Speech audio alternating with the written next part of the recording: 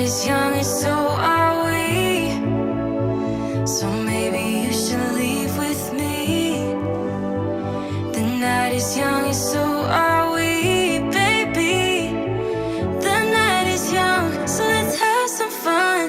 If you love me right, yeah, this could be the summer of our lives now, honey. Give it to me like you know you should now, baby. This could be the summer of our lives, the summer of our lives. The sun sets on fire, tell me your desires. We're not getting tired, baby, take me higher. I'm Sunday, you love it, come on, give me something. I know that you want me, boy. The night is young and so are we. So maybe you should leave with me. The night is young and so are we, baby. The night is young, so let's have some fun. If you love me right, yeah, this could be the summer of our lives now, honey. Give it to me like you know you should now, baby. This could be the summer of our lives, the summer of our lives. Give it to me, baby, all night. We can keep on dancing all night. Give it to me, baby, all night. Give it to me, baby, all night. We can keep on dancing all night. Give it to me, baby, all night. Love me right.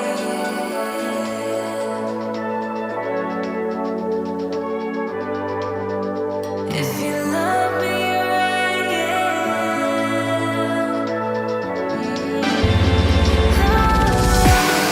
If you love me right.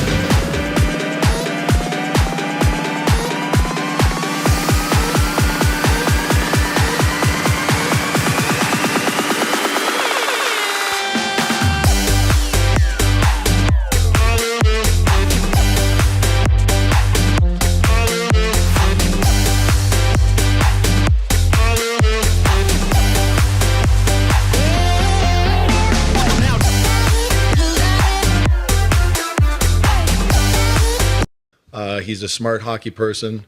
He's an experienced manager. He's a good manager of people. And I just think that we're really excited to have him come here. I think it was an added bonus that Brad has not only had experience with the Coyotes, but also has had experience in a Canadian market. And again, like I said, as the more we talked, the more time we spent together, I just thought that Brad would be an excellent fit for Toronto to help us get to the next level. So I'd like to introduce Brad Treliving as the 18th general manager in Toronto Maple Leafs history.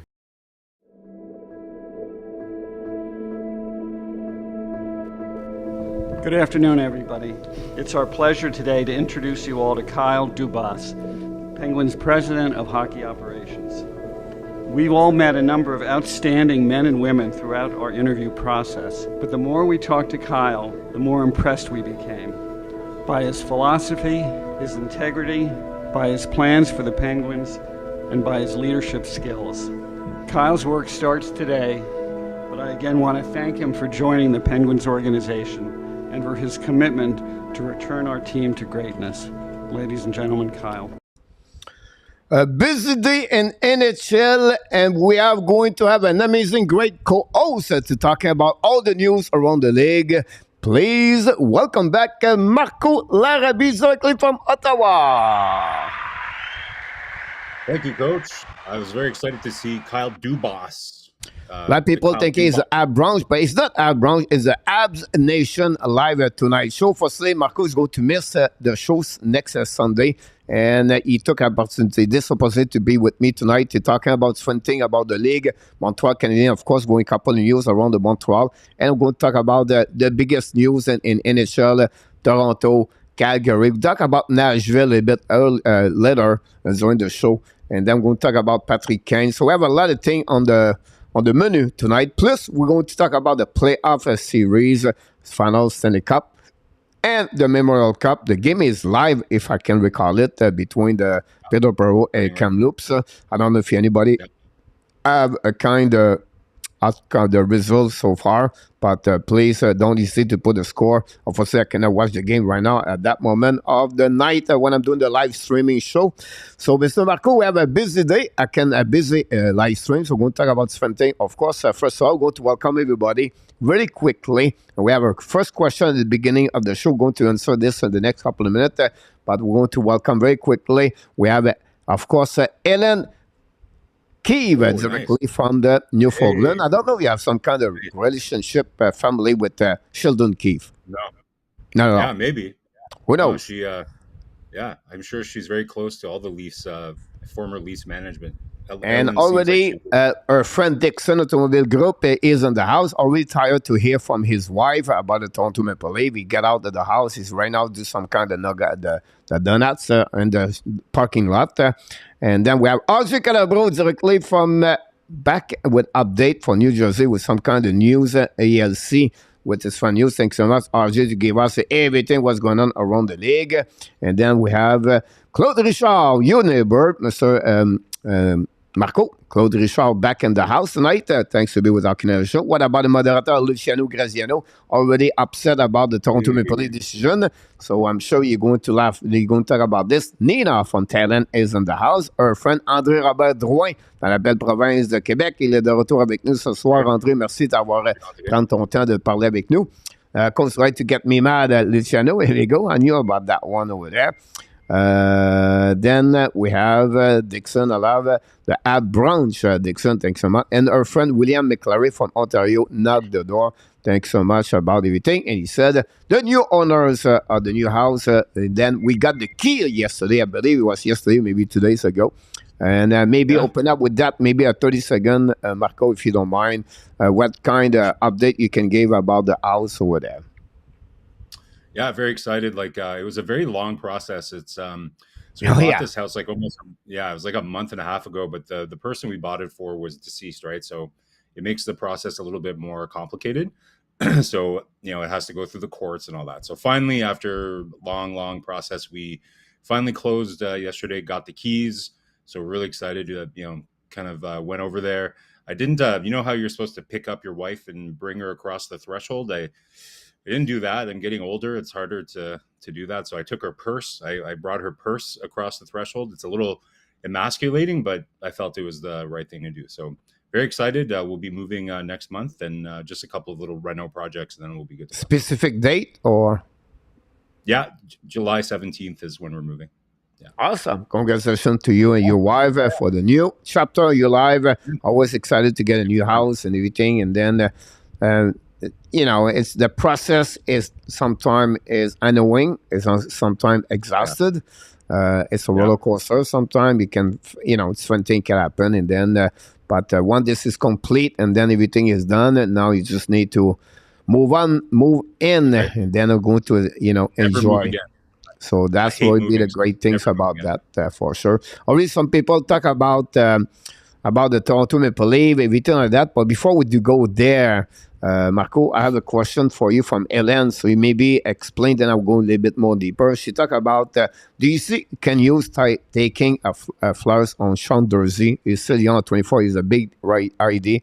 I'll be waiting for your response on tonight's show. So let's start in with that one over there. And so maybe that will give us a great start of the show. So Marco, maybe you can give us some information, then I will just add after that. Sure.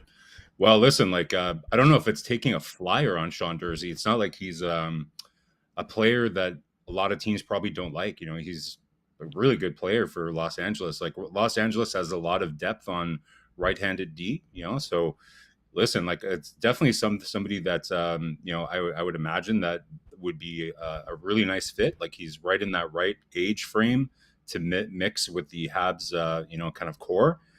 So absolutely. The question is, what do you have to give up for him, right? Again, Los Angeles, they have a lot of right-handed D. So, we talk about somebody like Edmondson, right? So maybe Edmondson is somebody that would be a nice fit for Los Angeles. You maybe throw in a little something with that, like a pick or, a prospect of some kind.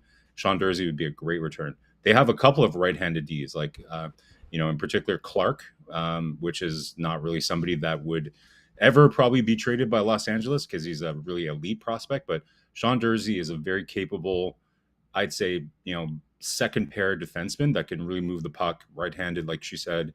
Really, he has a lot of heart. He's not the most defensively responsible guy, but a really good puck mover. So that would be a really nice move.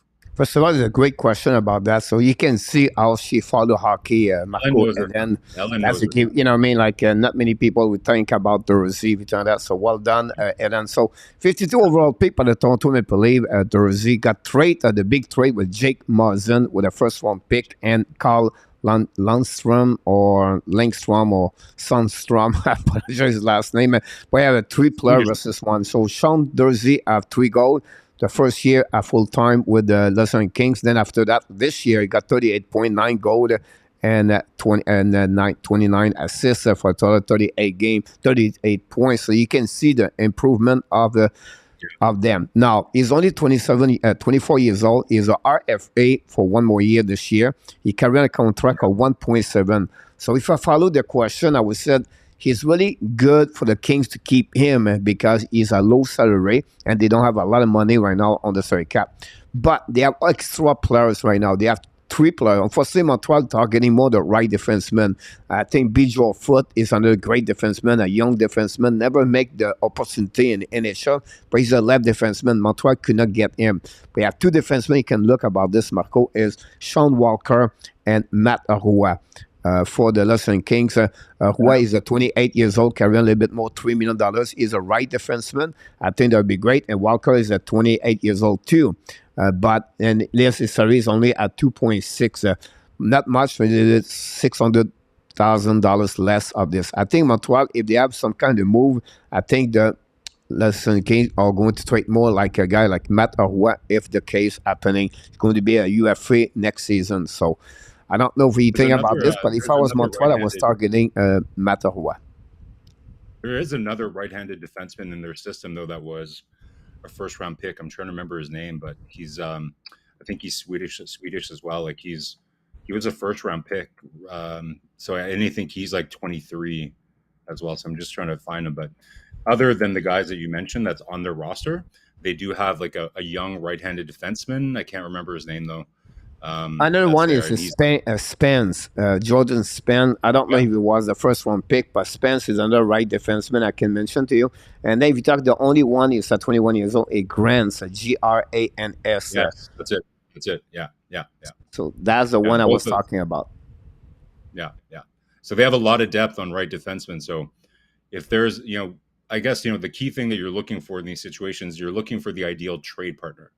So I think a lot of people have been saying for like a year now that Los Angeles and Montreal are absolutely ideal trading partners in the sense that Montreal really wants right-hand D and LA has a bunch.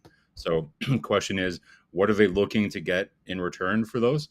Los Angeles, I think their program has probably developed faster than even they thought it was going to be. Like they've been a playoff team the last 2 years, similar to Dallas, right? Like kind of, these teams to me are so fascinating, Coach, right? Like teams that won cups or had a lot of success, and then they had this kind of aging core of players, and then management, somehow they infuse younger players around them. It's kind of like Boston, right? Like Boston had Bergeron and Marchand. It's really amazing when teams are able to do that. Like think of it kind of like a round, right? So you have one round where you have your core success when all your players are in their prime. But then kind of like what maybe Dubas is going to try to do here is you surround that core that's already won and you try to give them like a second chance, like a second life to succeed, right? So Los Angeles is really well-managed franchise. They have Doughty. They still have Kopitar. I know that Brown just left last year, but they just keep finding ways to kind of insert these younger players and keep their cycle going forward, right? Which is pretty awesome. Yeah, absolutely about that. Great comments about this 2-2 between Ken Loops and Peterborough. Wow. Sean McIntyre gave us some information. Here at the Hockey Nation Show, guys, we produce a lot of content, so like that. So we're going to give you what's happening here and just sharing with you before we move on with some things about this. Today, we want to talk about the HABS development to be tested. I think that's a really one there. You can follow. We'll talk about this tonight. We'll talk about fun players, what the Montreal Canadiens need to do some kind of development with them. And you're going to realize, Marco, is the first year, the upcoming season, where the foundation of Montreal produce what they are looking for maybe 3 years ago at the end with Marc Bergevin, with Trevor Timmins, and then you go. We're going to be very impressed for the name I'm going to bring on the table. And say, wow, this is getting better and better for the Montreal Canadiens. Yeah. Then today on my ad daily news, I talk about free to get him. Yes, if you watch my video, it's about Anthony Mantha. I talk about him 4 days ago, where possibly they can make a trade for Anthony Mantha. He become a UFA after that, and then he have a 1 more years or last year of his contract at 5.7. Now it looked like the Washington could buy him out. So he did buy out him. Possible Montreal could get him as a UFA, and they can get him for 1 year if he want to play Montreal. Very interesting. I'm going to ask this question to you, Marco, the next couple of minutes. And finally, I created a new series. It's called NHL Prospect 2023 Scouting Report. So what I create is a short video of 3 minutes. And I give you guys a little bit the resume of the players with his background and his analysis of what the expert think about each player. So today, if I have a time today, I have a busy day. If not, it's going to be Leo Carlson and Will Smith. I'm going to go like this until to the end of the NHL draft. So I just want to share it with you, word process. Then I make a dream yesterday, Marco, and I wake up with that. So what I just want to share it with everybody. I don't know, but it was a dream. So we'll see what's happening, Mr. Marco. But you never know what could happen. You know, it could happen. You know, it's about that. So that happened about this one. And before we move on, Ellen said, Coach, did you hear that Maxime appeared on the Sport today? He likes you to look at for two players in particular, Tyler Bertuzzi and Ren Reeves. What your opinion on this, Marco? So I'll let you answer that one at a time and move the graphic. Well, listen, Tyler Bertuzzi is going to be one of the most sought after free agents this summer for sure. Like he like, you know, now that we've seen the teams that have made it to the final here, like Florida, they have Sam Bennett, Keith Tkachuk, even like Cousins, you know, like gritty players. And then you have Las Vegas that has those kinds of players. Choose clean old side, not the player like him. So is he a quality player that teams are going to go after? Yes. I'm not entirely sure it's the right time for Montreal to be signing UFAs though. You know, like, you know, we have, I think we're kind of a couple years away from really filling out like a team with trying to complete your team with these like, again, love Bertuzzi, right? And if we were 2 years in the future and our core was kind of at a different place, absolutely. Bertuzzi 2 years ago when we were, you know, really competing for the playoffs and made the final, he would have been amazing. But for now, I don't know if he fits in your plan. You're already trying to get rid of wingers, you know, to make some room for some of these young prospects that are coming up. So great suggestion or from Maxime Lapierre. Ryan Reeves, like, listen, to me, you know, he's a utility player. He definitely is a good guy in the dressing room. He can keep people honest, but do we really need him? Like if Jack-Eye is really going to play, then you already have somebody kind of filling that role a little bit. That's going to bring a little bit more value. And, you know, I'm not sure I would expend a bottom six spot on someone like Ryan Reeves. No, first of all, great comments from you, Marco. A great question about this. I would be simplified this for me on my side. Reeves, obviously, is at the end of his career. Secondly, if you take him, you take up a spot of what you want to develop players like Ilonen example, or Heineman, or RHP example. I think the using Reeves at this moment or where they are Montreal, that's not going to bring that kind of the necessity at this moment. You're absolutely right about the Bertuzzi. First of all, at 5 goals, 5 assists, 10 points with the Boston Bruins and 7 games. Just give you an idea why he that was performing. His first time in the playoffs. That was his first time ever in the playoffs, you know? So you're exactly when you compare him, his forechecking, his aggressivity is again a little bit prone injury, obviously for him. On the flip side, but back to the Montreal Canadiens with Bertuzzi, and then is the type of player many teams dream about. Unfortunately, Montreal, I think Marco is about 1 year to 2 years shy before they're really diving in the UFA. Now they can sign a UFA secondary, bottom six, or third pairing defenseman if they necessity or they want to do that, right? But otherwise, I think they are 2 years shy before they're really diving a top six or a top nine forward or a good defenseman or a good goalies. I think that Montreal need to go a little bit more what they have already under their hands. Again, they can patch up a hole, but otherwise, I don't see anything after that. So, great comments over there. Don't forget, guys, to click on the like if you don't mind. Yes, we talk about the Montreal Canadiens. Let's talk ad, but we don't have a lot of news around the Montreal Canadiens. Nothing development about Caulfield or any other effect. Like it's just like some kind of the entertaining TV show with Mike Hoffman and then Josh Anderson and Sakoski. So you want to hear those news, follow me today on my app, the news. I'm going to bring those kind of information. By the way, we are off tomorrow night. We take a break Friday night. Why not? Because we have already did 3 Ad Nation live show this week, and then we're going to prepare for the game number 1 Saturday between the Vegas and the Golden Knight versus the Florida Panthers. So a day off for me, and it'll be good for everybody. So thanks so much. Luc Laforcine said 1-0 Pete. Yeah, I thought the game just started, so I was a little surprised to hear you say that it was 2-2. But I don't have it on, right? So, but I thought the game was starting like at 9. So okay, so should be good. Bertuzzi could be a good for the Hurricane. I absolutely agree with you. And then if you want to get a team like that, you're absolutely right about this RJ 1-0 for the. Here we go. So Connor Lockhart is the goal of this. Thanks so much, RJ, to give us that information. Anything about Owen Beck, let us know, RJ. That'd be awesome. So, Marco, I'm going to bring you some fun news. I think Luciano is excited to hear about that one over there. So let's dive in about the NHL news around the league. Like I mentioned, we're going to have some kind of confrontation now. Maybe we can invite them at the Ad Browns for debate if we want to, Marco, between Kyle Dubas and Brendan Shanahan. But let's start first, guys, about Brad, Trevelin. Yes, he was not announced. It was confirmed by the Toronto Maple Leafs by 2 days ago. But yesterday they did, this morning they did the presentation of the press conference about Trevelin to become the 18th GM of the Toronto Maple Leafs, I can recall it. And then I would like to hear your opinion about this new hiring for the Leafs. Well, this is, the person inside me that always roots for chaos and the most interesting story was disappointed that it wasn't Marc Bergevin, right? Because I think that would have been so much fun if it was Bergevin. But this for sure is the safest move that Brendan Shanahan could have done. Is bring in Tree Living.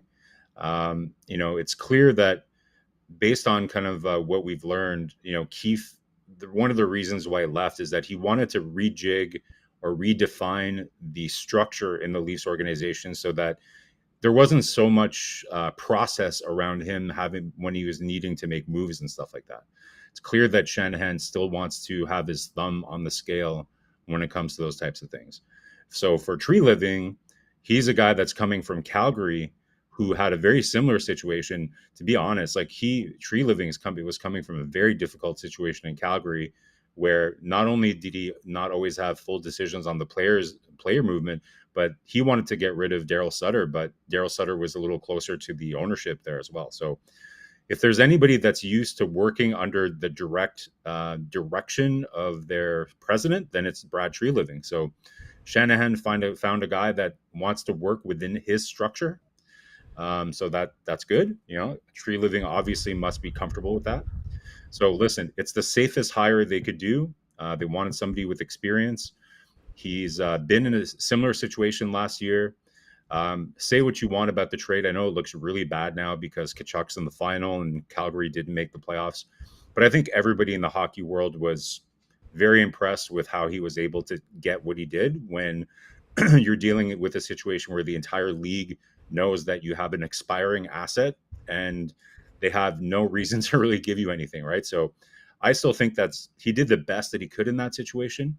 So, for Toronto, they're in a situation, they have to make some decisions really fast. So it's a safe move for them. The thing I took away from the press conference was surprised.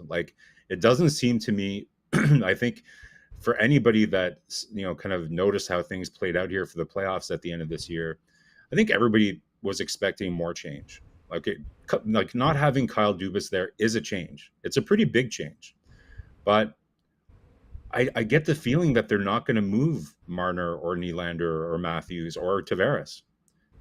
That's really the feeling that I get. Like Tree Living many times during the press conferences saying things like, listen, it's really hard to get good players. And you just don't trade them just to make something different. And I get that. Like, it's very rare, coach, that you trade a player that good and you win a trade. Whoever gets the best player is usually the one that wins the trade. So I get what he's saying. It's going to be a really tough job there. Like, in addition to all the very short-term decisions that he has to make with Austin Matthews, with Marner, and even with Nylander, there's I believe 11 players that are leaving as UFAs, right? So he's pretty much got to reconstruct the whole roster. He's got to figure out his goaltending. So it's a lot. And last thing too is, I guess, as one of the conditions of him moving over to Toronto, Calgary made a demand that he not be directly involved with the draft. So he's not going to be able to be at the draft table with Toronto. Now, it's not the end of the world at this point. I'm sure, Toronto's scouting staff and the rest of the management team have that well under control. But you'll wonder how that plays out, not just in terms of who they're going to draft, but how does that impact Toronto's ability to make moves on the floor? Like, there's a lot of things that happen directly on the floor. So that'll be interesting to watch if there's any kind of negative impact from him not being able to actually be on the floor. At the end of the day, I think Shanahan would take the call anyway. So it's a big deal about that one over there. For me, first of all, hopefully he learned for those kind of mistakes. I call this like mistake. I'm sure he will do another way with the negotiation with Johnny Gaudreau. At least he would have other plan if ever Gaudreau does not resign. And then the way he negotiated with Tkachuk, for him, in BBC, the best thing is happening that way. But I would say, out of that, if you think about what he took the team and what he built that team, he signed a Danev example. He traded for Lane Home over there. They got a UFA Max Strong fight until the last minute against the Edmonton Oilers. And then I can go all the way. They got Tyler Toffoli in return, right? I know the prospect is not big over there. I understand that. Yeah. But I think at the end, and then during the press conference, he said, look, and I think that's the right things to do. Just right now at the beginning, you don't make big move. You're just looking, observe, and make the right people. I wouldn't be surprised if Sheldon Keefe is still the coach at the beginning of the upcoming year. I don't think so. They want to fire him. I think he will let him work with him for 1 year. Then he can readjust himself. That's usually a GM does. Secondly, I don't think so. First of all, I believe Matthews is going to sign a contract not say a bridge contract, but a short term. So it could be at 3 years. You're going to become the top best 3 players with the highest salary in NHL. I think it will meet him right away. By the way, he's going to meet him and talking about this. And I think this is called the Quasar. The salary cap helping Toronto at the right time. The following year, the salary cap will be at 88 million to 87, 88 million. That will increasing after that to 92. So that will give the money enough for Nylander around that part over there. So I think it's going to be fine at the end. Now is to get what he would bring for the Flames.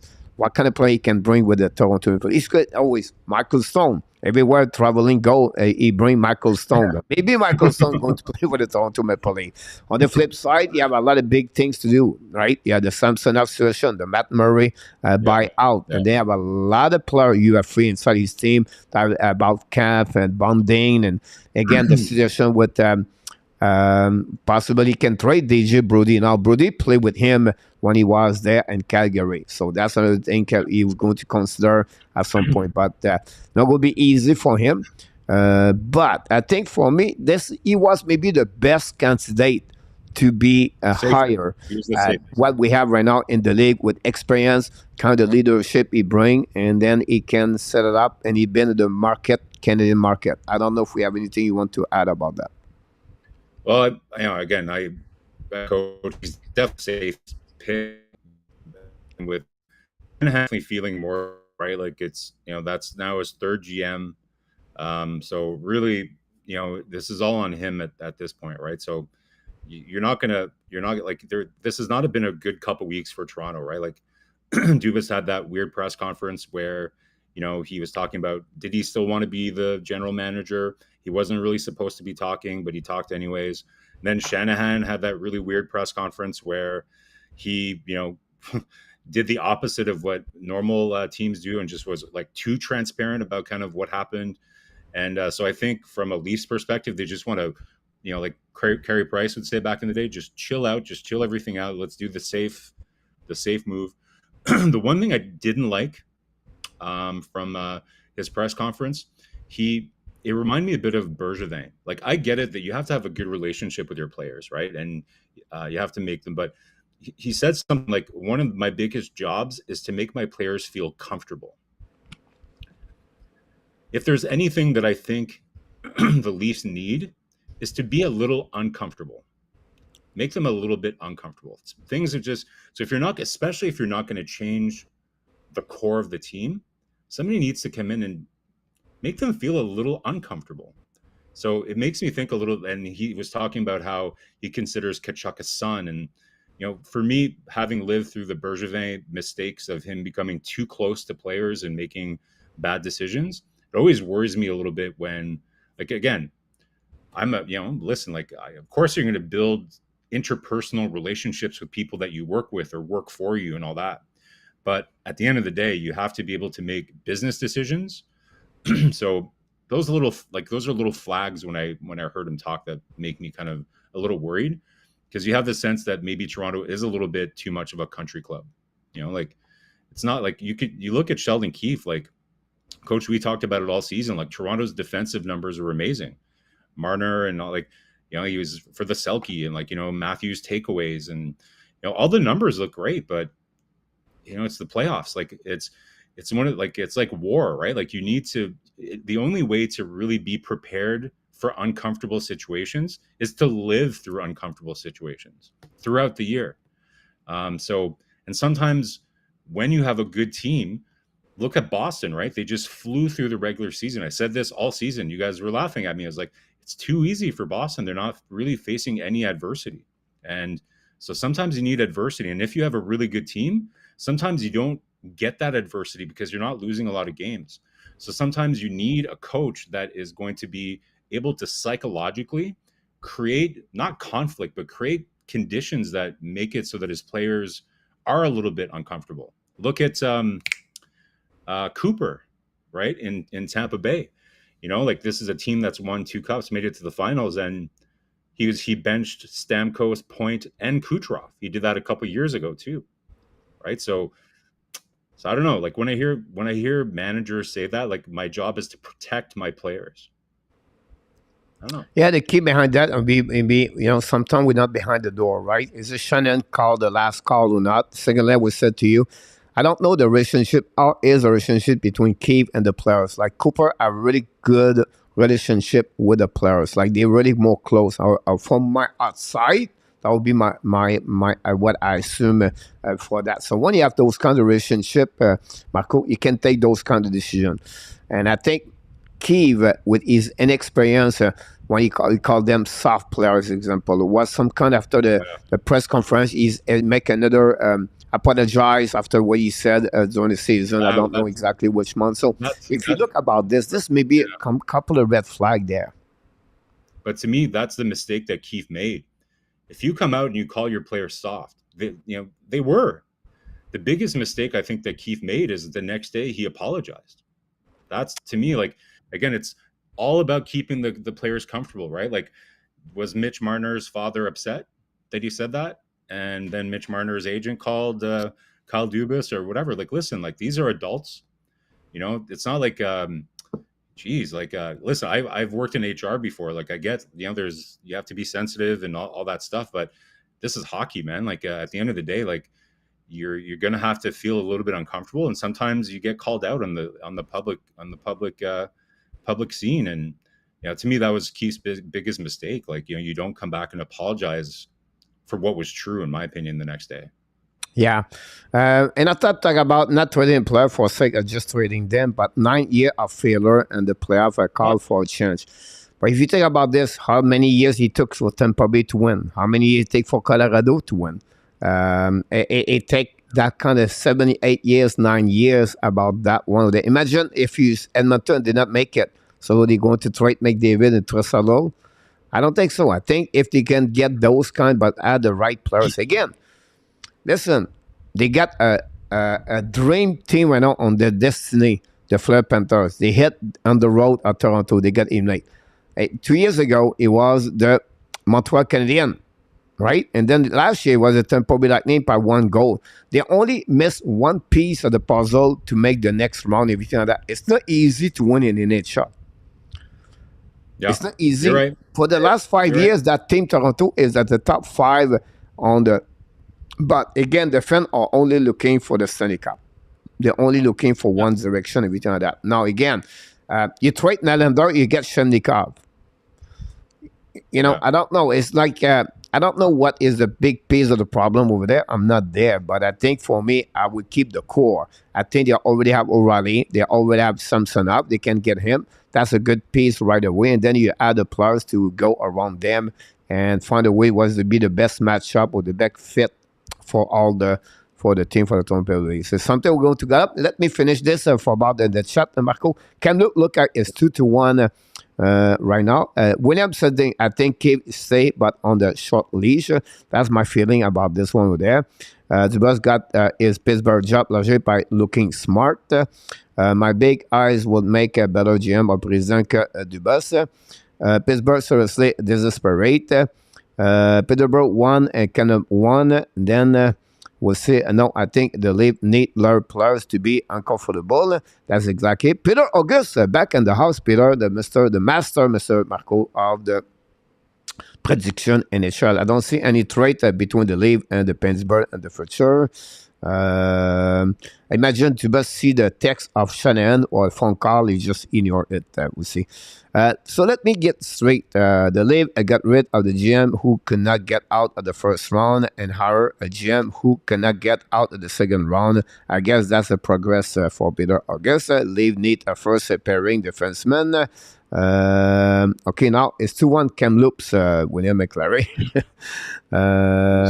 Manor should be off drop of the Kachuk and that scrum and send the looking for the referee. Player look at Cave and laugh at Luciano.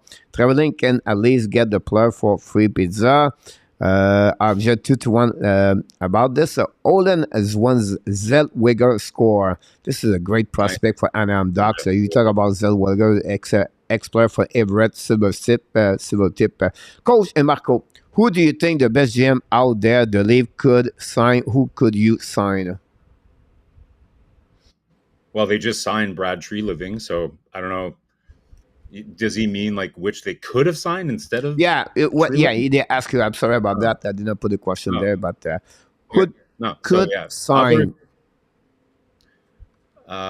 Could sign. Well, instead of Treliving, again, like you have to go on what their criteria was, right? Like the criteria was they wanted somebody experienced and all that. So to me, I think you're right, Coach. Like out of all the general managers that were there that met their criteria, to me, this was the safest choice. And at this point, like you've already tried something out of the box. Like Kyle Dubas, let's not forget, was kind of out of the box kind of choice. He was so young and he had a very different approach to things, right? So to me, this is the total opposite. I think this is probably the safest and best choice that they could do. There was a lot of other options out there, like Jason Botterill was somebody that, a lot of the moves that he did in Buffalo, they look a little bit better now than when he first left, now that you have Tage Thompson that's starting to blow up and things like that. So I think he was probably right up there as well. I don't think Bergevin got a Zoom meeting, but I don't think there was, again, I was rooting for it because I think it would be hilarious, but I don't think it was going to happen. Yeah, great point about this. Only thing I would say to William is like, you have to look about the market. So the market would come exactly like I said. The plug get draft for Montreal Canadiens. I have to go with the market, with Montreal fans goes, everything like that. So the pressure is still there. They have some kind of character. Player can accept, not feel the pressure, blah blah blah. I can go that way. That's what can you talk about his interview when you talk with the players. Same thing with Toronto. Obviously, I believe they have a lot of smart assistant GM in the NHL.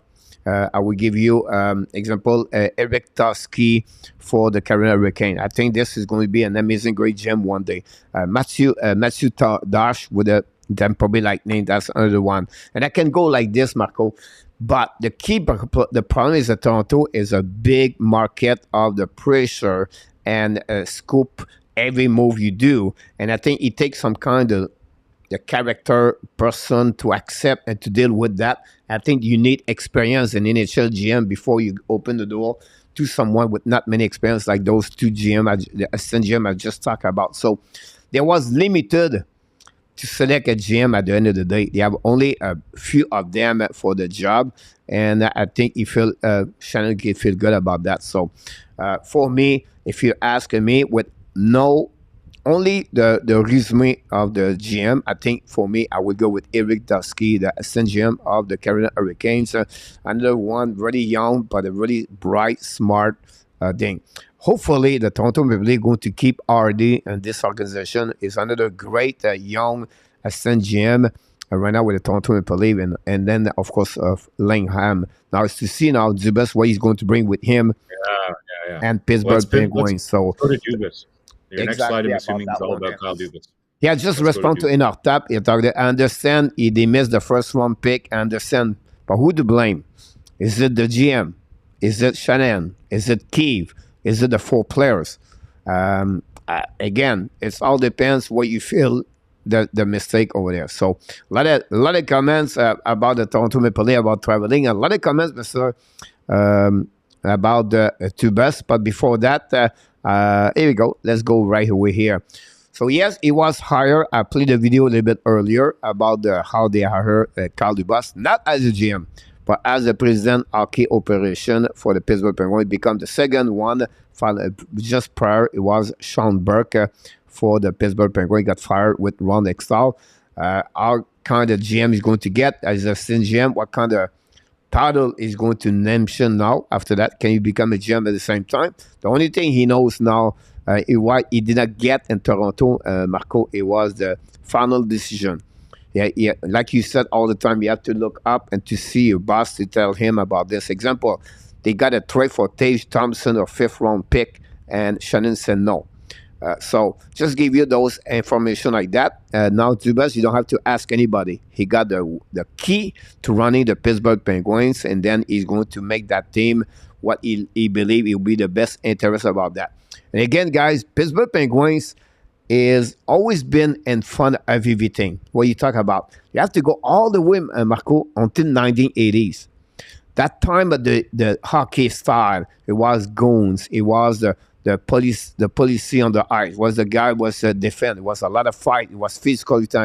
That time, Pittsburgh always looking for other way to play hockey. Mario Lemieux, example. You get after that the Jagger, following by Crosby, Malkin, Letang, and I go all the way. They was already in front of what the hockey should be, play hockey. And I think that's the tradition you have with Pittsburgh Penguins, and with a great head coach, Mike Sullivan. Yes, a lot of people blame Dubas, but I will say to you, this is a great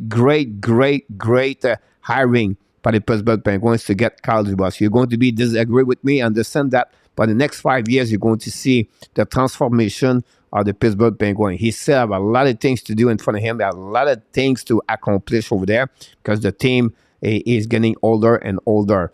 But I'm going to tell you, they get one young, bright, smart GM in NHL, and now he's going to be you're going to see the real Kyle Dubas. Why? Because now he take their own decision. Now you can blame him. Now you can tell him because of him.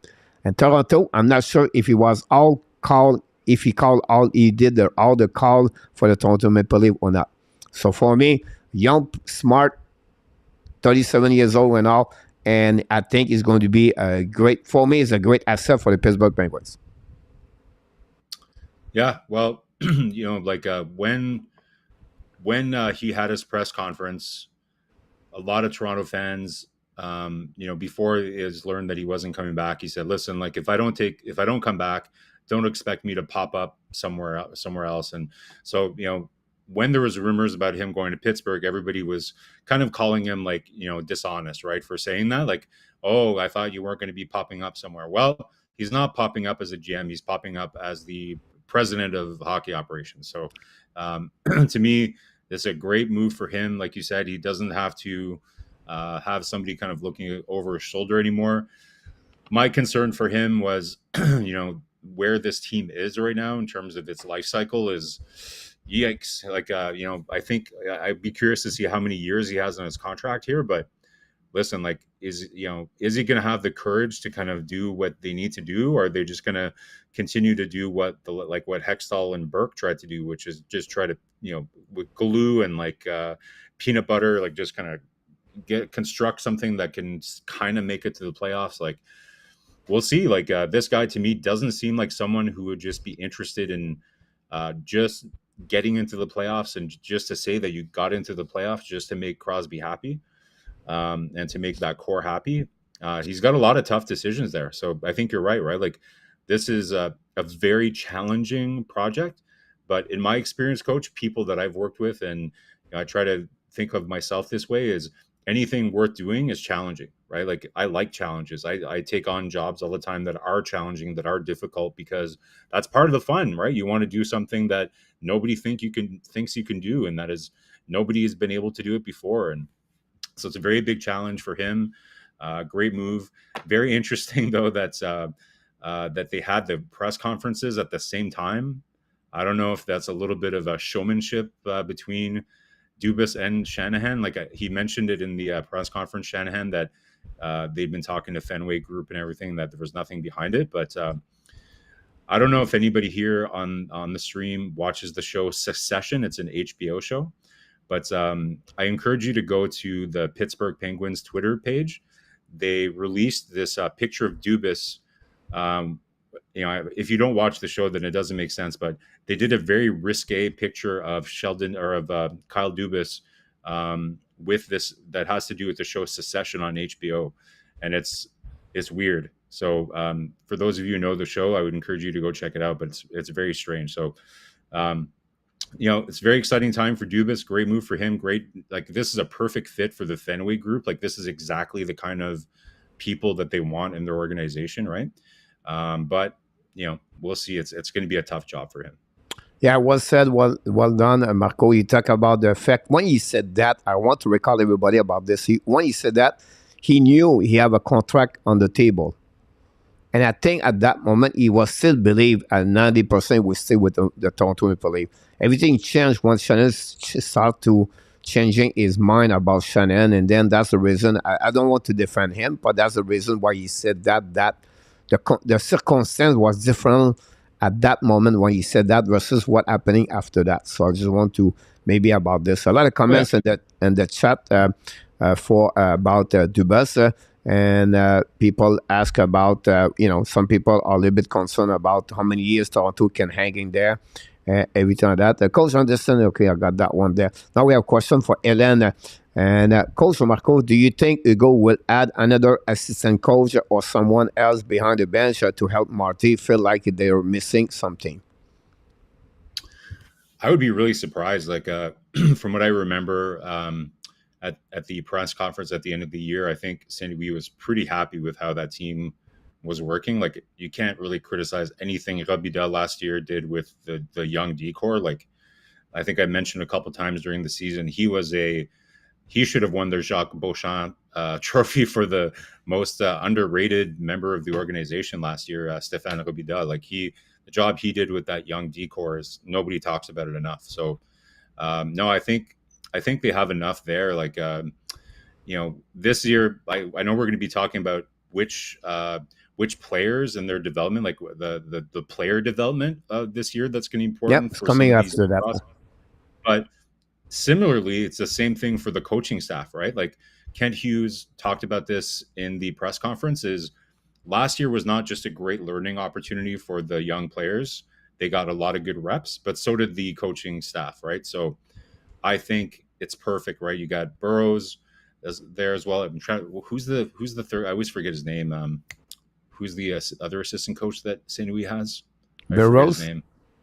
No, Burrows. There's Burrows, Robida, and then who's the other guy? Letowski. Thank you. Yeah, like that's a good young core of coaches there. I think they're just going to let those guys grow with the team. Until I think we give them the shot to kind of go in.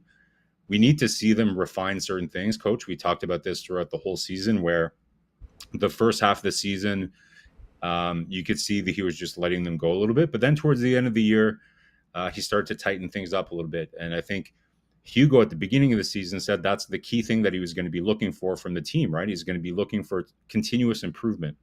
And I think we saw that from the coaching staff. So I'd be very surprised if they added someone else. Yeah, well said about that. Great comments in the chat. The way the conversation is hot in the chat, Mr. Marco. So that's great to see that for sure. I think for me, it's a personal player on the ice. I think Montreal never had those kind of really the quarterback and the player right now. I think, and then I remember I was coaching, but I remember that when I was go to the France seminar, they cannot build everything at the same time. Everything they have to make their energy on one specific area, month per month, and then to go there. I think for Martin Saint-Louis, the special team is not still there. They tried to do something, but it's not like he really put his energy there. He wanted to be more to build the foundation. But again, it's not an excuse. But with what they have under their hands, I think they could not do more what they have. So it's just a curious period of time. And Saint-Louis is loyal. He's really loyal with the people who work with him. So I don't see any chance at that moment for the Montreal Canadiens for sure. 3-1 now, Ken Loops again, Peterborough. Just want to mention this, Mr. Marco, for that one. The safety saying que son GM will handle it, and it's said too much and not enough. I'm saying on the people relationship. Thanks for listening about that. The rest is diminished return now. I cannot believe that people gave so much a praise to Dubas. He has not done anything worth mentioning. Typical loser, not taking responsibility and blaming Shannon. Wow. Well, 300-point season, 300-point seasons is nothing, I guess. Yikes. Wow. That's hard on the Dubas about that one. With that, the number 3 best team with most points the last 5 years in NHL. Yeah. And then, he did not make it, but he tried. He tried every year to make some trade, and then he gave a try to get the best lineup. Now the rest, he cannot score for the Toronto Maple Leafs. But some people have to, is it Matthew's problem? Is it Samsonov problem? Is it Jack Campbell problem? He turned the goalies every 2-3 years to figure out, try to bring something on the table. I don't know. Bring Jordan leadership, Jason Spencer over there, Wayne Simon one time, Randall Riley after that, Nick Foligno after that. He can he make mistake. Yes, he make mistake. But at the end, I don't know. I think you guys, you're hard on the bus. But we respect your opinion about this for sure. Dubas 5 years of waste a draft pick. Leave have nothing. And Colbert, lay shut cleaning house. That's normal though, Coach, right? Like, when you're a team that's in your window of winning, like look at Tampa, like, okay, like are Tampa fans upset that they don't have, first round picks? Like when you got 2 cups, like Patrick Roy would say, I can't hear you with 2 cups plugging my ears, right? Like, he took his shot. Yeah. He traded some of futures to give his team a shot, but hey, that's what we were wishing for when Carey Price was in his prime and he hadn't had a 30 goal scorer. Like he had the least goal support of any goaltender in the playoffs in the last 25 years or whatever. Habs fans didn't want Bergevin to sacrifice a little bit of the future to win when Carey Price was at his peak. I wish we had a GM like Dubas when Montreal was right there, when we had our shot, right? So I have no problems with GMs trading futures when it's time to win, man. Let's do it. Let's win. Yeah. Definitely about that. I agree with you, Marco, for sure. And again, Tom will tell us what was the best thing for that. Great comment. Jake McInerney, welcome. If you did not mention your name, welcome in the house. Don't forget, guys, to click on the likes. That'd be awesome. If you don't mind. I think the one thing I would agree with Luciano is if you fire Dubas, I think they should fire everybody. Yeah, but you have to have some continuity, right? Like you can't do that. Like you're literally 3 weeks away from the draft. You can't do it, right? But it's probably going to happen anyways, right? But so one thing we didn't mention, Coach, about Dubas is that he did mention in his press conference today that he's not going to be naming a general manager right away. He's going to take on that responsibility himself.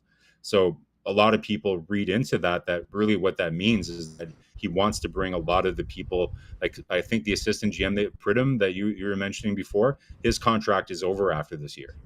So yeah. Listen, one thing we said in our tap, sorry, Marco, I just mentioned this, is that what the logic do not allow traveling. Is it not Calgary told them no, they cannot talk to traveling at some point before they change their mind? Sorry, I don't understand. Like, if I can recall it, the Toronto want to talk with Treliving at the beginning, and then the Calgary said nobody can talk to him at the beginning.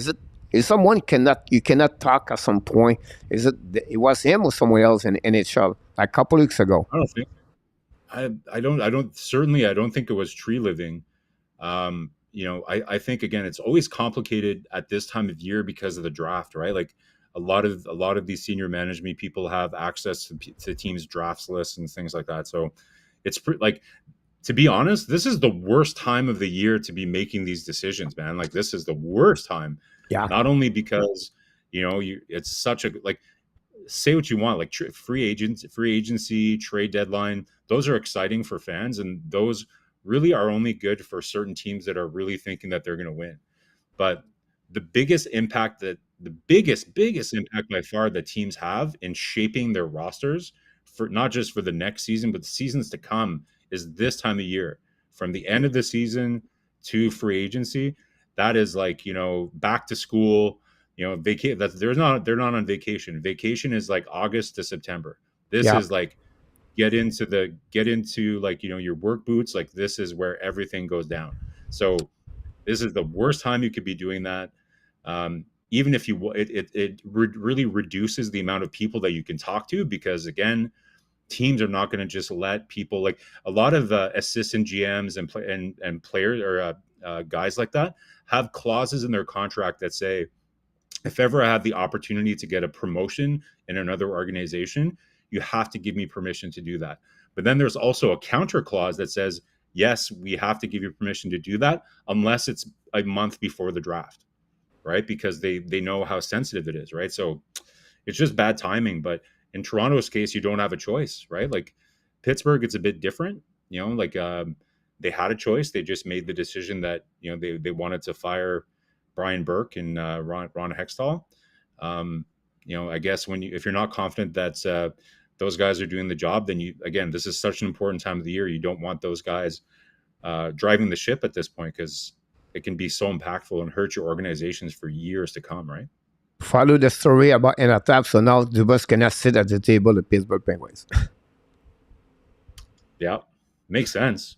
And then we go. We're going to see about that flame. Brad draft is pretty move. Ron, it's funny because people put all the blame on Dubas. Dubas brought players in to make a great team. Why could not the coach actually know something with them?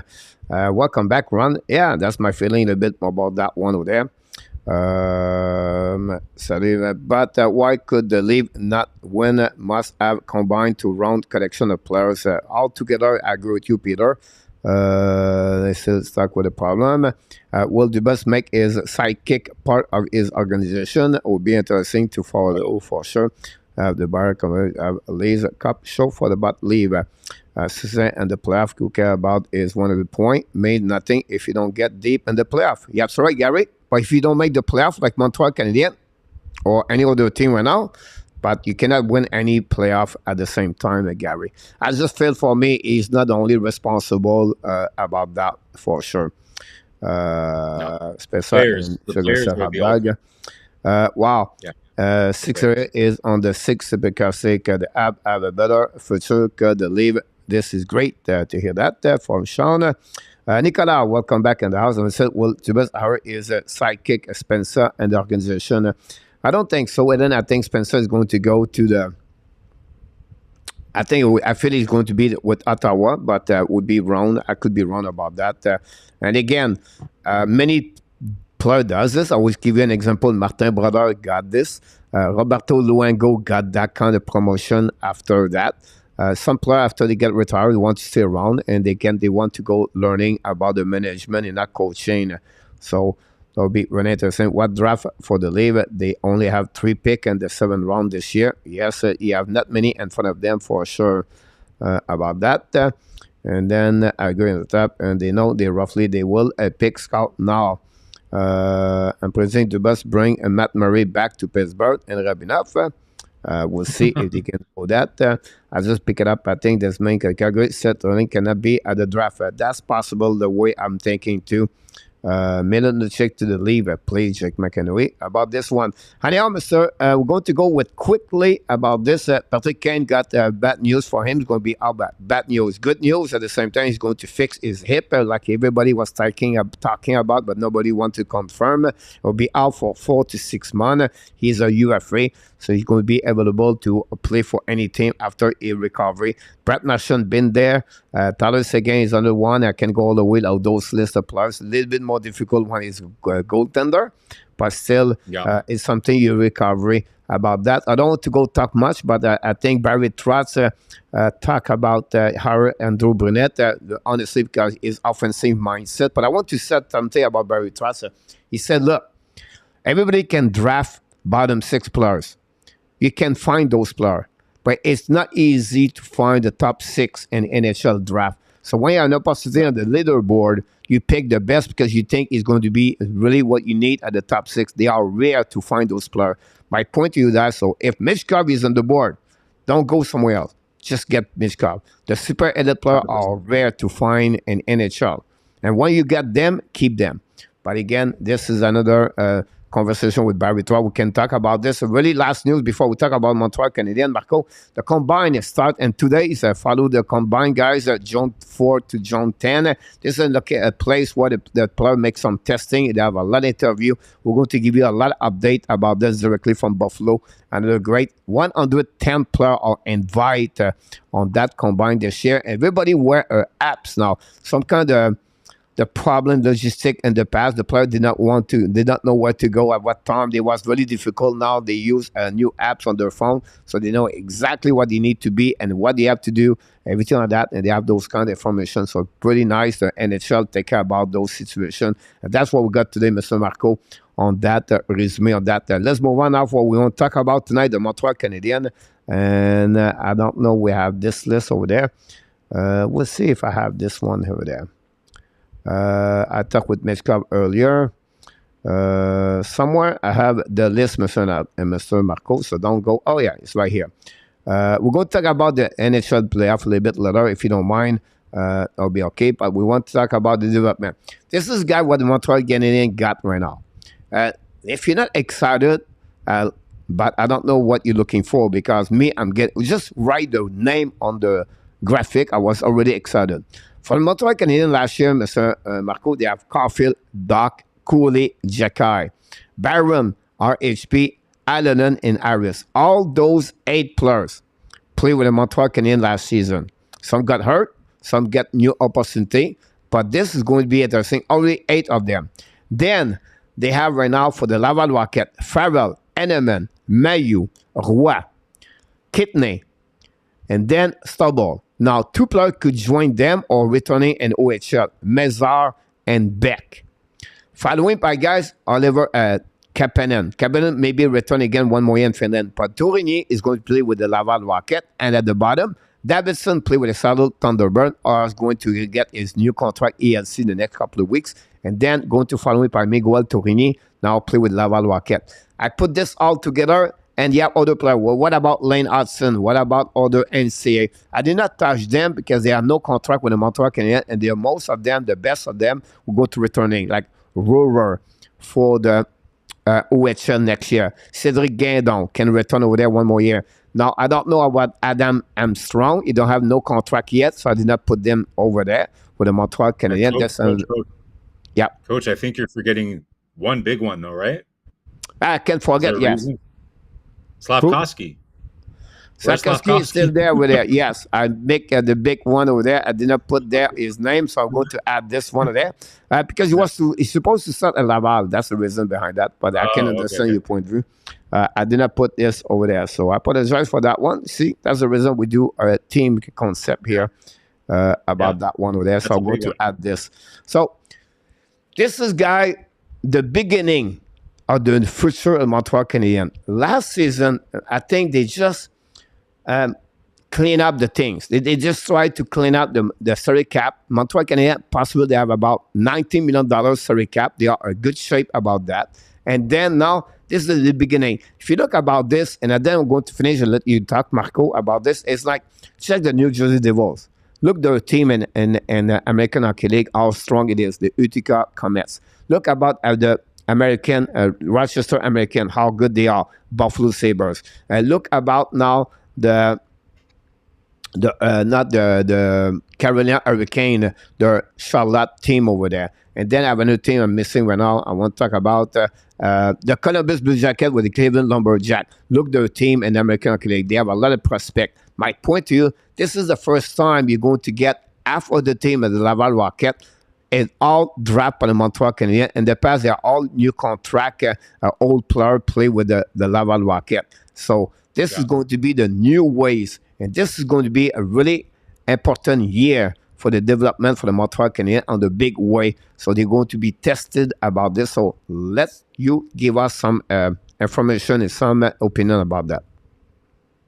Yeah, Coach, you're absolutely right. Like, for those who actually watch the Laval Rocket, it's painful sometimes, right? Like, I watch the Laval Rocket not to just watch them win games and fight to make the playoffs. I watch them to see our young prospects develop and see, get a glimpse of what the future is going to be. And, like, sometimes I would turn on the Laval game. I'm like, did Mishak play? Like, Mishak played like 3 minutes or whatever. Like, so it's so exciting to have our farm team actually have players that we drafted and that we'll be excited to develop. So that's going to be super exciting, 100%. Like, I think Mishak's going to be there. Davidson's going to be there. Turingi, Kapanen, I agree. Struble is going to be there.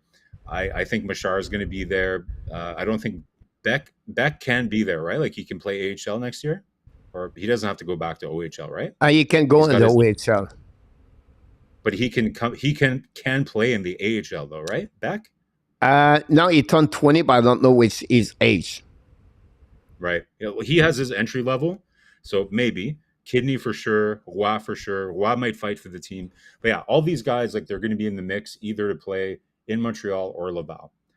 To me, what I find, Coach, what did we talk about all year last year? We kept hearing the line from Hugo all year, and we were telling fans that watch us, watch the games and everything. This year is all about development, guys. It's all about development. And it was, but again, there was a lot of veterans on that team. Like, you made a good point. Like, they did clean up a lot of things, but they still have some work to do this summer, like getting rid of Hoffman and a couple other players to free up some spots for these guys. But here's the key thing I want to focus on, Coach, is we were just talking about earlier, Ellen brought up the great point of, do they need another coach to kind of join the assistant coach? And I made the point that, yes, we have a lot of young players that are developing, but we have a young coaching staff that's developing. Well, the other layer of that is what is Hugo the proudest about what they've built so far since they've been together? It's been this support organization around the players, right? Like the training staff, the analytics staff, all the player development staff that we've added. That was the biggest criticism that the Bergevin era had by Montreal Canadiens fans, is we didn't develop our prospects. You can say that there were some bad selections, but a lot of it is development. Would Galchenyuk have been a different player if he was developed differently? So this is going to be the true test in this year and the next year is, can the Montreal Canadiens develop young players? No more excuse that they're off in Europe or they're not there. The proof is going to be in the pudding now. So the whole thing, like, we can have the debate over and over. Timmins did all these bad trades, or no, Timmins chose the right players, but they weren't developed. Like, all that has to end. It's one process. It has to all be together. That's what Hugo's talked about, is having analytics that all the teams can share together so that they're making decisions about players' development right from the moment that they get them. So I love that you brought this up as a topic, Coach. Like, it's not something that a lot of the other HABS shows out there talk about. Like, this is for the true fan, for the true person who's really interested in how this is going to happen. We could talk about trade rumors and this and that or whatever, but this is the real stuff. How is the organization going to develop its young players? Like, maybe, Coach, that's a good show for later. Is let's do a spotlight on the development team that Montreal has. They like remember we were talking about earlier. Stéphane Robida doesn't get enough love because of all the work that he did. But maybe next time we do this, like we look at this list, we should do a deeper dive on the development staff, and see kind of what are they going to do with these guys? What kind of drills? What are we going to be looking like for their development, right? But you're 100% right. This is such a huge year for a lot of these players. I think you did a video earlier this week about the players that have the biggest kind of like pressure, but not pressure, but like the ones that have a lot at stake this year, like To prove, yeah. RHP is one. Yeah. So this is great. Like, there's a lot of exciting players here, but the one thing though, like, and we've talked about this too, other than Caulfield and Gooley on this list, these are good prospects, right? They're going to play in the NHL. Not a lot of elite prospects other than Caulfield and Gooley, right? So this goes back to what you were saying earlier. Michkov. We need to draft an elite player. We were having that debate last time, I think last week, Coach, on Habs Brunch. You were making your pitch for Reinbacher, and it's the safest thing, and he's going to play in the NHL. No. I don't want safe. This is here what you're showing on the screen. That's safe. That's money in the bank. You need that. You need that in order to build an organization. Like, look at Tampa. They have all these players that just keep rotating into the lineup, and they're players that they picked in the 4th round, 5th round. All that is important. But you can't win without elite talent. And we don't have enough of that yet. So No, absolutely about that. You can see from those prospects. Now you can get excited because you have a lot of good players there. We don't know they're going to be top 6 or top 9 or a defenseman. But when I see that list, two things it pop up in my head. First, it pop up like we don't have a lot right defensemen. We have only Mayu on that list, on that one. That's something you have to figure out. Then I understand Montembeault, but I think they should have. They need. I did not put Daubas there, so I should bet another one. Daubas should be there. So Laval Rocket possibly they have maybe half or 65% of the players next season are going to be drafted by the Montreal Canadiens. This is huge. This is going to be talk about development. We talk about now the Jean-François Hull, the impact of Jean-François Hull and the assistant coach in Laval, plus the player like the assistant coach development for the Montreal, Francis Bouillon and Nicolas. Rob Ramage. Rob Ramage, but Adam Nicolas. Is it Adam Nicolas? Adam Nicolas. Yeah, Adam Nicolas. So I think they are to play now a big, huge role, those players for the Montreal Canadiens. This is what we're looking for. And this is what, for me, this is the beginning. This is the way now they did it. For the next 2 years, guys, this is what they need to develop those players. Which one between Farrell, Henneman, Mayu, Rouat, Kidney, Beck, Mézard, Stubble, Mezak, Davidson, Kapanen, Armstrong, Tourigny, Daubas. How many of them are going to be a part of the lineup for the Montreal Canadiens? This we have no answer. But this is how you build a foundation, Marco. And this is what I want to bring to you, everybody in the chat. Maybe you can give us some name. Maybe we don't talk about, or you thinking maybe it could be. And then we don't talk about the 5th round pick of the Montreal Canadiens, 2023, whatever it is.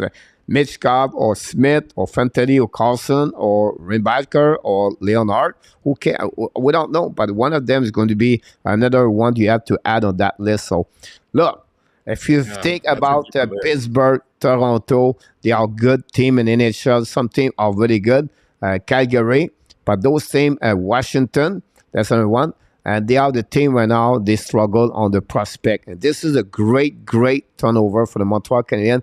2 years ago, you take that kind of list, check the New Jersey Devils, check the Columbus Blue Jackets, check the Buffalo Sabres, what they did about that. And that's what they did. Most of them after that, if you look about this, they add players, UFA, trade. And that's how you build a championship team. At least a team are going to consist of performing at the top 10 in the NHL. So I don't know in the chat what we have about this, but I think this is a great place to see what the Montreal Canadiens are going to do for the next couple of weeks, a couple of years in front of them. So I don't know, coach. Like I kind of disagree, right? Like I think we've had this debate before, but these are a lot. Like I said, I look at this list, and to me, whoever we're going to draft number 5 this year, Caulfield, Doc, Gooley, plus whoever we draft number 5 this year, that's one list. That's your list of like elite prospects that are going to make key contributions to the organization. After that, Slavkovsky as well, I would put in that, right? He's the number 1 overall draft pick. Even I'm forgetting Slavkovsky. Slavkovsky, Caulfield, Doc, Gooley, and whoever we draft number 5. That's your elite. That's level 1. Everybody else, and Mayu and Beck maybe are like right at the top, like right at the bottom of that first tier. Then after that, you're kind of like, these are going to be middle 6, bottom 6 players, right? So we've had this debate, coach, before. I think like at some point you have to liquidate some of these assets to get something more elite or to really fill a need, like goaltending, like you were saying. Now we're not there yet. Like we're 2 years. Like I agree with you that we're not going to go out and trade. I would be happy if we traded for Carter Hart this summer because I really like Carter Hart, but I won't be mad if they don't because I understand it's not time yet. But at some point, there's only so many middle 6 spots that you have. The key, like, because think of it like a funnel, right? Like what makes teams like Tampa successful is that they continue to draft and develop players. You don't want a whole pile of them coming into the NHL at the same time because you only have so many spots, right? So if all these players hit maturity all at the same time, you might have a stacked AHL team, but you're not getting the most of those assets right now when you could potentially liquidate them and add them with something else to get a more elite asset. So listen, there's a lot of great players. I will agree with you that this is the best. This is the healthiest that I have seen our prospect pool probably in my lifetime. That I've been watching hockey. Like I was very young in the 80s, like that 80s draft where they got like all those great players that won in 86. Like I don't remember that. But since I've been watching like in the 80s, 90s, and 2000s, by far this is the best talent prospect pool that we've had. But it's still not elite. And there's too many of them. There's too many. They're all going to fight for the same spots. You need depth, but man, that's a lot of traffic for those bottom 6 spots, right? But again, like you said, Marco, and people say, why to draft again? Why you have again 9, 10, 11 pick? Because this become asset, and with asset you can make big mega trade. Without asset, you cannot do anything. So this is and don't be afraid if it's a Roy or Beck or I don't know, like Harris or whatever they are. Right? You want to get something big, you have to give big. They gave Ramanoff last season, they got Doc. So far, so good for the Montreal Canadiens, right? But if they want to add another young players like earlier, I don't know, Matt Roy, but maybe if you want to add the right defenseman for the couple 2-3 years, they maybe trade Jan Mezak and return. Well, who knows? But more asset you have on your hands, better it is. Like you talk about the goaltender, Marco. I don't know if they decide to trade for Carter Hart and next year, example, or any goaltender Askarov for the National, maybe they can give the pick number 16 because they already have enough prospect at that moment, or they maybe trade one of them already. They have a good consideration for Askarov. Again, it's just talking that way. And I said they will do it. And I said what they can give, but they have to give to get something in return. We agree. You can never have too many good assets. So that's very positive, right? Like we're all excited that they have these assets. I just wanted to make it clear. Don't get attached to all these players that they're all going to play for Montreal one day. There's too many of the same type of player. Ellen brought this up yesterday, right? Like there's a lot of smaller forwards in here. We already have Caulfield, Suzuki, players like that. So, selecting players at the draft, and Ellen mentioned this in the chat yesterday, not to draft more small players. That's bad. Just draft the best players, and then you have them all on a list like this, and you figure out the roster construction later, right? When you're really building your team. So you're right. I agree with you. This is very exciting. how we develop these prospects is going to be critical. So, Coach, I'm very excited to see what the HABS development team is going to do here. We have one of the brightest and most energetic, well-liked coaches in the NHL, and Martin Saint-Louis, who's going to work great with that development staff. So very exciting to kind of see what's going to happen here. Yeah, 4-1 Kamloops now against Peterborough. So look like they are on the right direction to play against Seattle Thunderbird. Would be interesting about that. A great comment for Gary Connery mentioned about, Sakoski is not a boss. I don't think so. Yes, Gary, always going to have some people, again, some situation like that. For me, it's just he's 2 years before really know more about Sakoski. I have really confidence going to be fine. You just let the kid grow and learning and to be adapt at the speed and the way the NHL play. I'm not too much worried about Sakoski, Gary. So the great comments about this. Andre mentioned the team is building, but at one point you need a star because they are the one to carry in the train younger coming good player. That's exactly right, Andre, about that. That's what we try to accomplish for sure. There are also one in Florida, everything like that. Or talking about other things. That good night, Mr. Rabinoff, and that's what we got at that moment for everyone. Enjoy your graduation. About this, so that gave us a little bit about the what's going on with them. I have another subject. Oh, I want to finish with this, if you don't mind, ask this question to you and for the people in the chat. I know it's not easy, but we are going to start the NHL Stanley Cup Final, game number 1, Saturday night, and we have some kind of watch now for the upcoming playoff final. And I'm talking about Matthew Tkachuk, Sergei Bobrovsky, Jack Eichel, Jonathan Marchessault, Adin Hill, and you can add 4 more of them. Montour, you can bet the other day. You can talk about Carlson with the Vegas Golden Knight. So what I'm going to ask you, this is a final question before we go to Frenchy quiz, is 2 questions. First, but it's not 2 questions, but if you have the Connie Smythe, tell me if it's Vegas who's going to be, and tell us who is going to be the Florida Panthers for what you think. And then that'd be great if you can do that. And then at the same time, Marco, you're going to give us a little bit what is all your prediction about the MVP. All right. So here's my prediction, Coach. If Florida wins the Cup, then it's going to be Bobrovsky. If Vegas wins the Cup, but they win the Cup in 6 or 7 games, it's going to be Bobrovsky.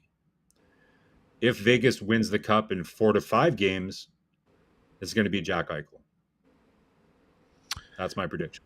Yeah, well said about this. William McClary said Bob is at the pole position for the Smythe right now. I agree with you, William, about this. This is really what I believe is going to get there. William, for sure. We mentioned Carlson in our top. It's not on the picture, but it's under the one I think they should consider at some point. Now, of course, the next 4, 5, 6, 7 games are going to make an impact on different players like Bobrovsky, Tkachuk, Jack Eichel, Marchessault, Carlson. They are really the name. I think they are the top 5 or 6 on this one. Luciano, he said Eichel, no way. A lot of people are complaining about Jack Eichel. He cannot play in the playoff, cannot carry on. So far, for me, it's maybe the best player for the Vegas Golden Knight. It's probably the same people that think that Kyle Dubas didn't have success as a GM, I guess. Like, it's a tough crowd, man. Holy geez. To me, the biggest question I have is, what is Adin Hill doing on this list? Like, he's been okay, but they could have probably put like the plastic goaltender kind of thing that they put in practice. Like, he has like a sub 900 save percentage, I think, for throughout, right? Like, he's been okay. Or does he? Like, maybe he is above 900, but either way, like, he's been okay. But I wouldn't say that he is the most valuable player of Vegas, and certainly not of the entire playoffs. Like, yep. I would choose Draisaitl over Adin Hill, and he only made it in the second round, to be honest. The way he skate, the way he dominate the game, the way he carry on the puck, the way he make the player around him better, the way he control the power play. This is what that's what the reason he was drafted high in the NHL draft. That's the reason why, is because he really find out now that Jack Eichel he play with the Vegas now. He's really where I'm telling you right now. when he pick up the puck on the defensive zone and he can run the puck, he can see, not with speed, by the way, his speed is average. It's not a really high speed like McDavid, but the way he control the puck is more elegant, left and right. And then when he go in the an offensive zone, his Haku sense start to looking around him where he passes the puck. For me, I know many are not agreeing out. Someone they said William Karlsson over him, but I'm telling you right now that for me, Vegas without Jack Eichel, they're never going to make the final, in my opinion. No, like listen, like you can't underestimate Karlsson. To me, is having kind of like a even better playoff than say like Danault had when Montreal went to the finals, right? Like he's shown to be like an amazing playoff. I think the thing with Eichel, coach, is there are just certain players that it's hard to root for. C'est en français, on dit comme une face de baveux. Là. C'est qu'il y a un peu comme une face de baveux. So I think sometimes players just hate on guys, you know, because of I don't know why, but listen, he had a really, really kind of tough beginning to his career, and you can definitely criticize him for his time in Buffalo. But listen, like to me, there's no question that Jack Eichel has had an amazing playoff here. Like he's gotten better and better, I think, with each round. You know, like he was okay in the first round, but he just keeps betting as he gets more comfortable.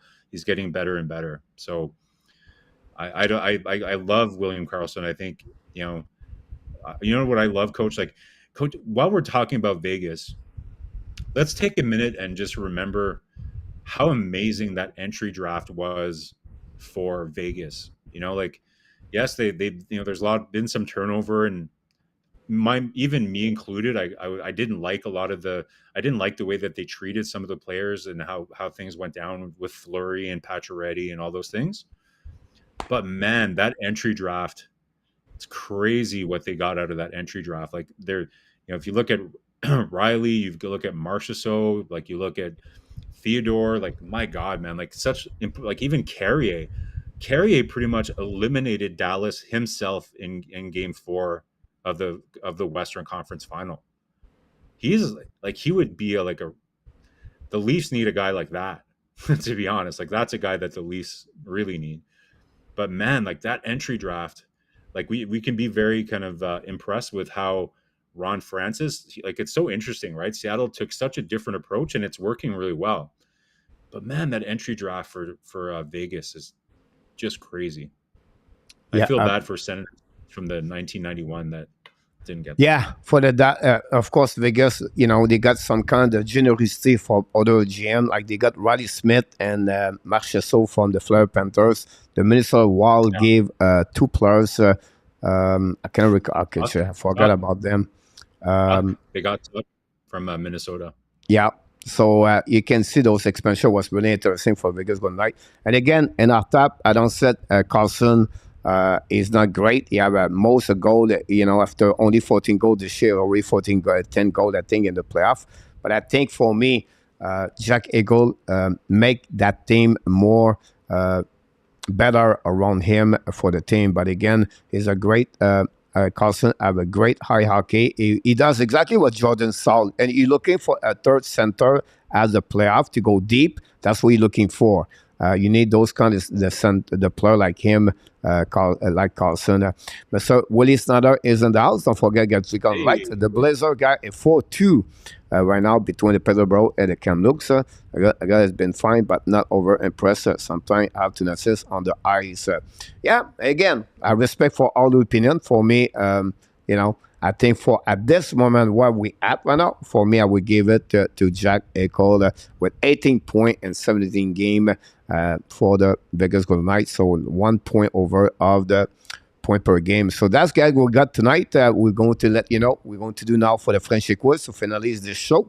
We try to respect the time for everybody. So when you come here, you know exactly what you expect about 90-minute show. And of course, we're going to get back on the normal schedule of Saturday. We'll be back on Sunday with Ab Branch. And Sunday night, we're going to do the Ab Nation Live Tonight show. We'll be back Sunday night, so join us live. That'd be great if you don't mind to get there. So we're going to finish the show with the Frenchy quiz. Marco is going to be his first test live on the Frenchy quiz. Will be interesting what it will be your turn. Not a bad question. I think it's pretty good. Maybe one question is pretty harder, but we'll see. Let's see who won yesterday.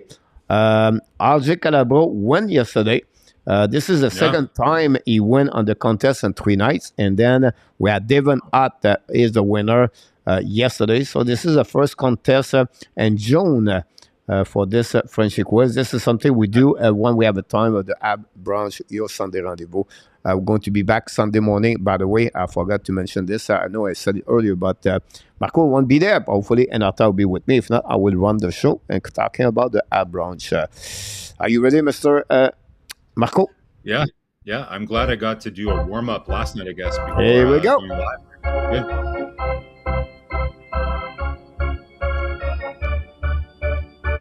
Here we go, Mr. Marco. Be ready. Which team have won 7 games and overtime in the last 3 playoffs more than any other team in that frame time? So since 2020, 2021 until 22-23, that's the 3 years until tonight. Which team won the most over the overtime game in the playoff? Montreal, Florida, Carolina, Tampa Bay, or Colorado? All those teams have a great run right now or in the past. Thank you, Nartap. RJ, go with Tampa Bay. 7, man.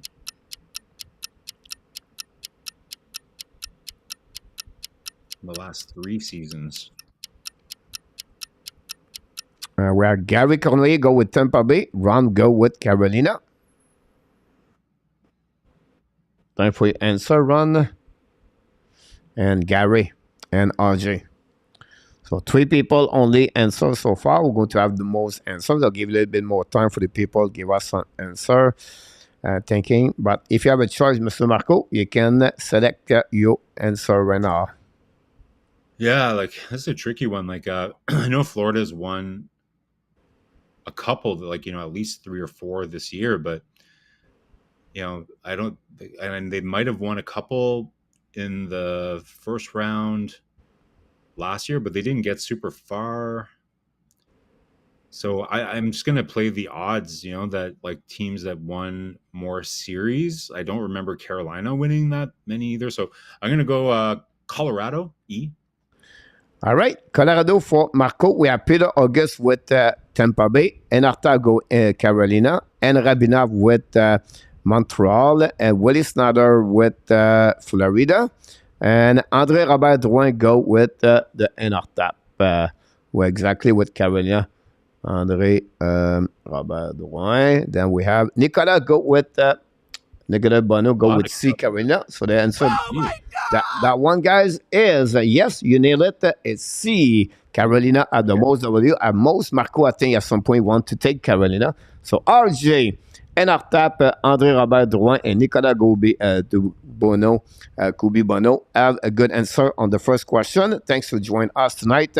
Let's move on, I guess, question number 2. Here we go.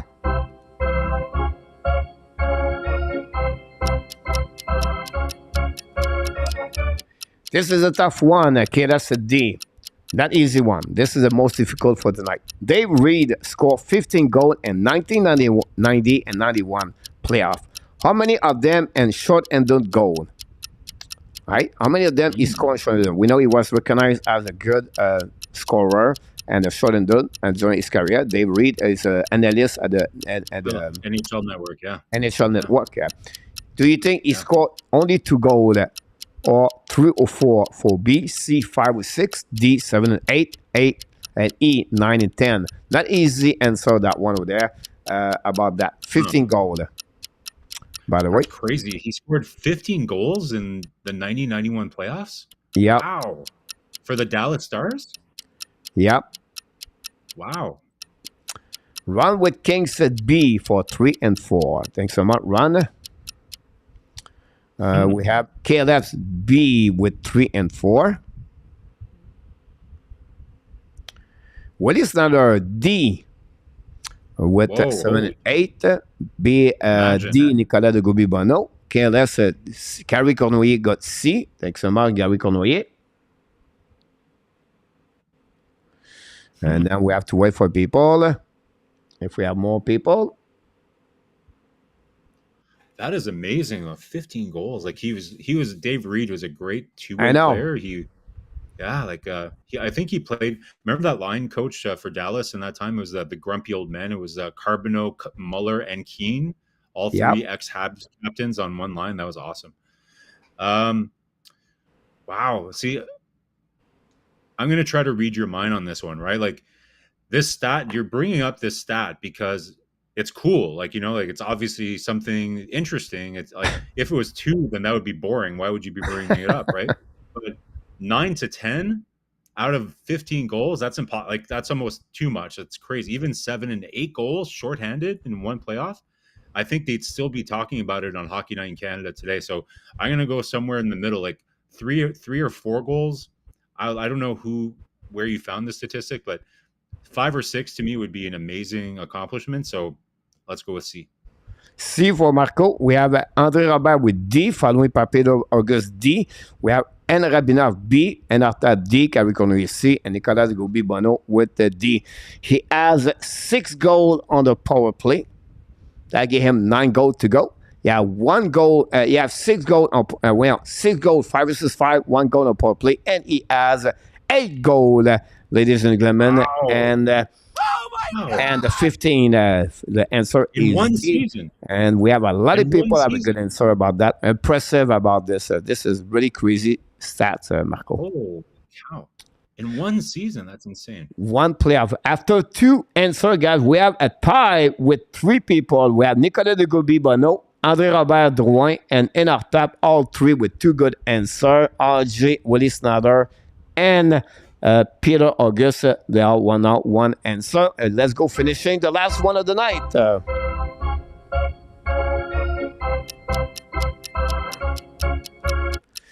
Here we go. Not easy one. Jack Hughes is the 12th players to have a playoff game with 2 goals, 2 assists before his 22nd birthday. Who is the youngest player did it in the NHL from this list below? Pierre Turgeon, Tyler Seguin, Wayne Gretzky, Denis Potvin, and Stan Mikita. So you have all the kind of generation hockey player right now. You're going to talk about the 16, 70s, and 80s, and then 2000, and then the 2010. So every generation you can have a player who is the youngest player, scored 2 goals, 2 assists, and this before the 22nd birthday. In the playoffs, so. Yeah. Okay.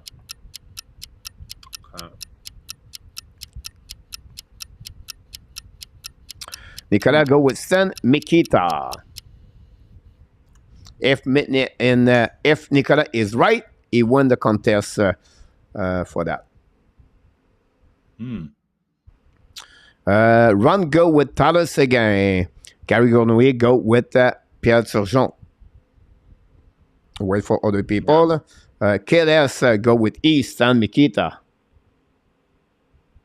Thanks so much for that one there. Just wait for a couple of more seconds. See who's going to get that one over there. We have now a battle between Enartap and, of course, André Robert Drouin and Nicolas Gauby-Bonneau. André Robert Drouin go with Stan Mikita. So both of them are Stan Mikita, Nicolas. So Enartap will be interesting if he's right or wrong, or if André and Nicolas is right. We're going to see. During that time, Mr. Marco, you can give us your answer if you want this. Yeah, I have no idea about Stan Mikita. Like, I know who he is, but to me, like, the only 2 players I know for sure played really young. I know Turgeon, I think, was playing in the NHL when he was 19. And I know Tyler Seguin had some playoff success with the Bruins. So it's between those 2 guys, I think. I want to choose Turgeon, but since my instincts have been completely wrong tonight, I'll go with the opposite of what my instinct is telling me and go with Tyler Seguin. Tyler Seguin for Marco. We have Peter August with Wayne Gretzky. Wayne Gretzky for RJ. Willie Snyder with Gretzky. And Artav go with Pierre Turgeon. Rudolph, welcome back, by the way, from Wayne Gretzky. And then we have André Robert with E about that. And now if Enartap is right, he's the only one can win the contest with nobody can reach him. Did he did it or not? Oh my God! The answer is A, and he did it. Enartap is the winner of this show tonight, Frenchy Quiz. He become another winner of the week. Marco was, again, his second option was always the right one so far, I think, tonight. I think you said Pierre Sauzon, then you go with the Tyler Seguin. The first question you churned at the last second for your pick. So great performance on everybody. Don't forget, guys, to click on the like before you leave the building. Marco, it was great having you aboard tonight. Fun to talk about this. So hopefully we're going to see you a little bit the next couple of days. We know next we're going to miss the HABS Browns Sunday rendezvous this Sunday, but we're going to definitely see you next time.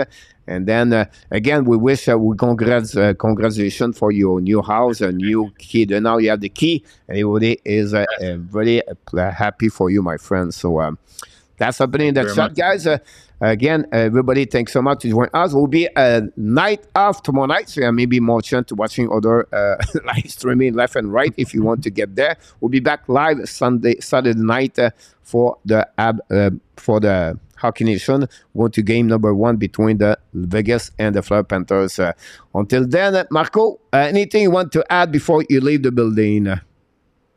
No, it's just been a great, fun, Coach. I guess this is probably, I think this Sunday might be the last episode of HABS Brunch. So have a great show. It's been a great season, and I guess we'll see you guys like after the finals here. But really enjoy coming on, Coach. Always a lot of fun. Thanks for everybody for joining us tonight, and we'll see you during the games. Can't wait for the final to start. It's gonna be fun. Yeah, I'm sorry about this. Just insert to Nicolas. The reason why, because you have some kind of conflict with the TNT present the NBA Finals. So the schedule was a little bit different for the Stanley Cup NHL. So they run the final Stanley Cup, the TNT and USA, and that's the reason why they play 16 days and not 14 days. So that's pretty much what we get on that one over there. So that's happening about this one. Just let you know, Marco. It's 4-2 between the Blazer and, of course, the Peterborough. And thanks so much, everybody, to be a part of the show. And, of course, we want to remind everybody, you are awesome. You are amazing. You are the best. Here we go. And remember, you have greatness inside of you. Thanks so much again, Mr. Marco, to join us tonight. We are really a pleasure to working with you. Until the next time, be well, be healthy. Find a way not only dominate your day, but find a way to dominate the first half of what? 23. He did it again. Have an amazing, great night, everybody. Thank you, Marco. I'll see you next time. Thanks. Bye. Bye-bye.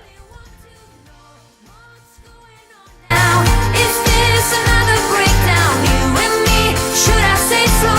We're just putting on a show.